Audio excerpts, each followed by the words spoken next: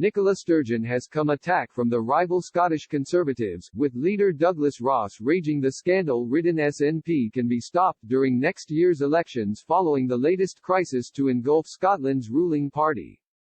SNP and First Minister Nicola Sturgeon has continued to push for a second independence referendum in Scotland, much to the dismay of the UK government and opposition parties in the country, including the Tories.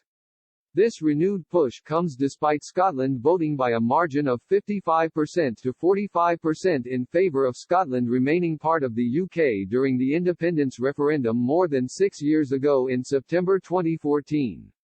But, a poll by Survation of 1,018 people from September 2 to 7 found 53% of respondents saying they would vote yes in a referendum to leave the Union, compared to 47% saying no. This week a new scandal has engulfed the party over MP Margaret Ferrier's rule-breaking visit to the House of Commons and train journeys between Glasgow and London while suffering coronavirus symptoms. On Friday, the First Minister said Ms. Ferrier's actions were dangerous and indefensible, and in a meeting, urged her to resign from her post as an MP.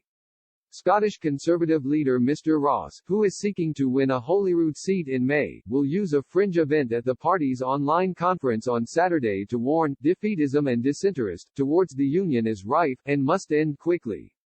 He will say the scandal-ridden SNP can be stopped and warn some Conservative members in England must stop playing to the SNP's strengths, adding by devolving and forgetting, Conservatives and Unionists make the SNP's divisive arguments for them. The Scottish Conservative leader will tell the fringe event, "You cannot be a Conservative and not be a Unionist, the two values are inseparable." Too many representatives of the Conservative Party in England have forgotten this. Defeatism and disinterest towards the future of the Union is rife. I am told that independence is inevitable by people that have barely been to Scotland. As if we Scottish Conservatives are wasting our time in trying to hold our country together because the SNP have already won. These attitudes extend to some of those governing our country. Despite bold promises, the Union too often becomes an afterthought. By devolving and forgetting, you play into the SNP's hands.